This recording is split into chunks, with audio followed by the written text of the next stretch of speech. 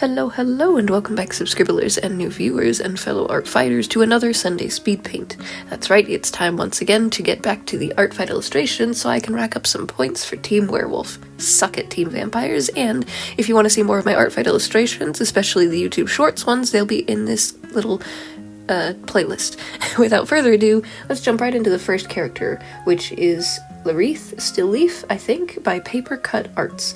I recently found out about them through Twitch and have enjoyed watching their streams and absolutely love their characters so very much, especially this handsome fella. I love the leaves motifs. A lot of this isn't supposed to rhyme, but it is anyways. And I really enjoy just trying to draw characters in unusual dynamic poses, but also capturing the character. Even if I don't know much about the character besides the general descriptor that is offered, I like to capture that for others' characters, because I feel weird if I draw a character not in character, if that makes sense for anybody else who's done that, where I like to make sure that the character stays true to themselves as much as possible, even in someone else's art style. For myself, I also have to make sure that I understand where shadows will fall, the weight of characters, either hair or clothing, and usual stances that they would take. Are they more skittish or are they more confident? And I think I portrayed this character pretty well. Let me know what you guys think.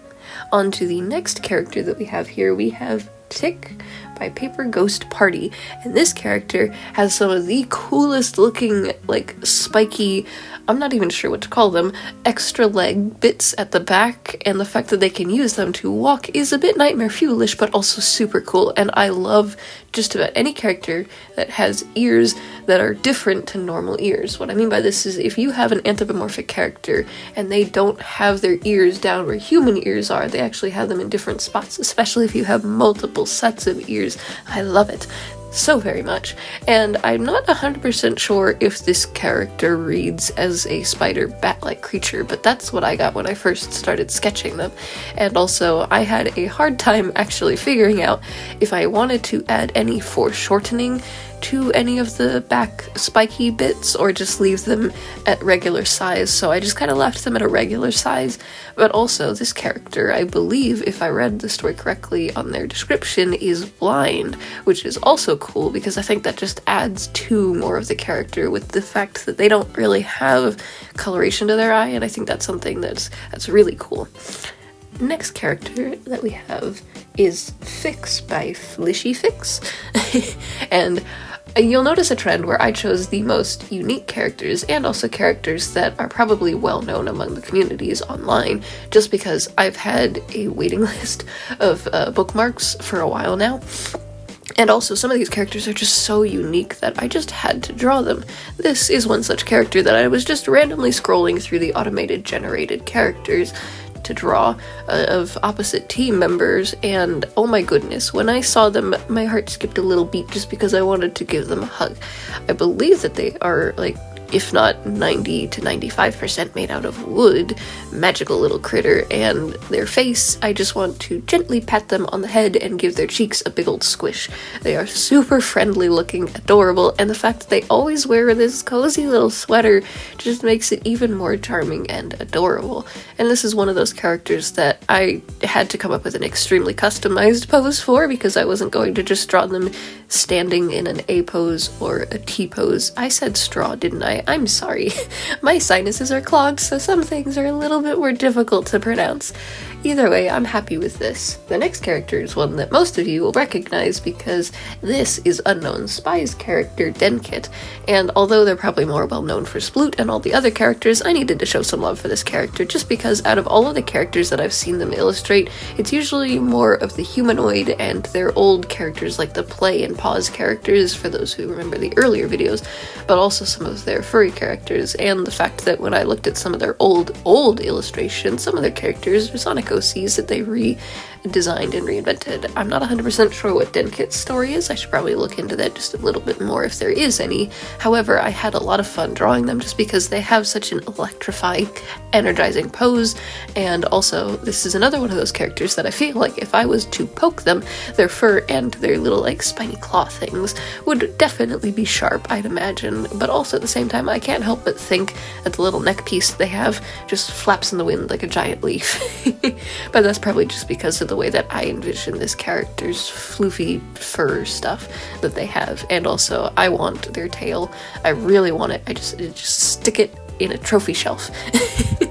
The next character that we have is by Ari, I hope I'm pronouncing that correctly, which is a Spider-Sona Riordan. I am so sorry for butchering that. I actually found them through TikTok, and I have been watching a lot of them just pop up in my For You page, and it just screams to me. I'm like, I have to draw them now. If you show up in my For You page that many times, you're getting drawn, whether you were expecting it or not. That is how I function with a lot of these art fight characters that I've chosen, is just because if I think your character looks really cool, or if I'm scrolling through the randomly generated characters to find something, or if you've been on my bookmark list for years, I'm going to get to you this year.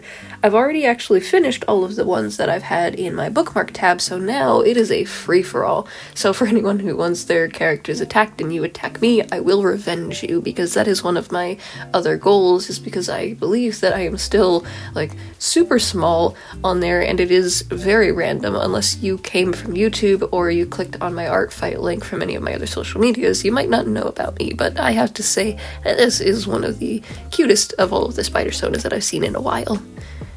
The next character that we have is Dice by Crust, or Noonie, as I believe they're more well known on like DeviantArt and other social medias, and this is actually one of the first times that I have made a character with like such a chibi-fied look to them. I could have gone for a regular realistic look, but I don't know why. They just looked like such a happy little puffball that I had to draw them sitting and just have these little toe beans exposed. I don't actually know if the character has the other little toe bean spots. I think it's just a giant circular toe bean. And then, of course, I believe that they have either just one tail or 5 tails. Of course I'm going to draw all 5 tails. However, it's a bit difficult to smoosh all of these tails with the position that I gave them, so that was my bad on the position that I had in mind for them, but they are such a super sweet and colorful character that I just had to draw them. I also really enjoy Noonie's illustrations on DeviantArt, and I think that they are actually one of the like people best known for adoptable bases. Actually, I believe that they have either a pay-to-use or free-to-use base that is very popular among a lot of them. I personally have never gotten one or used them. However, I do enjoy the art and the characters and hope you like how I drew Dice.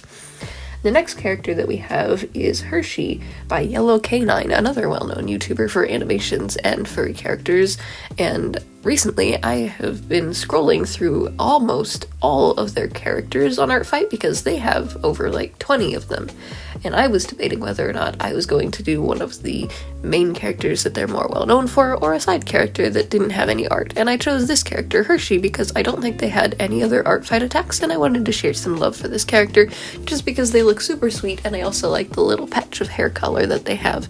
I couldn't come up with really anything special for the pose that could read for this character since there wasn't any information.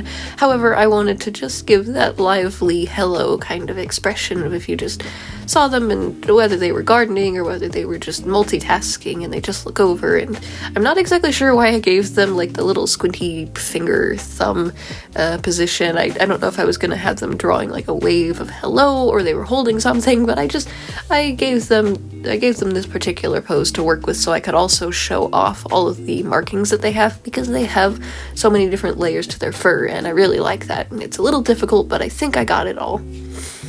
Next character that we have is Ingo by Reshiram Cupcake. I hope I pronounced that correctly, and another one of the estranged character designs that I love so very much. I'm not 100% sure if it's supposed to be monstrous or alien, but I think this is an entirely new species of its own. Whether it's a closed species, I am not aware of. I am still very brand new to figuring out a lot of species, especially when it comes to Artfight, because there are so many of them, and if you search in the specific hashtags category, you can find a lot lot. I'm pretty sure that if I searched for protogens, which I may draw because I don't think I've actually drawn a protogen yet, and I need to, but if you search for them in the categories, you will find lots of them. And although my art is a specific style, I'm also a bit worried about how I draw certain characters in my style, because sometimes if I draw something that I'm super accustomed to, such as any anthropomorphic fox-like characters, they accidentally look like my character. So I hope that some of the illustrations that I do stand out, and for those that do look pretty similar, I hope that it is still at least somewhat recognized that I made it and it's not from the original sources. The next character that we have here is by Thick Cat. It is meow.tv, and this is actually one of the first times that I have drawn a TV-headed character. I've made object head characters for myself in my sketchbook, but those were more experimental. And also, I don't know what I did here with this particular illustration that gave me the idea of these strange squidgy feet, but I love this, and I might try to incorporate this strange anatomy and squidginess into some of my own art.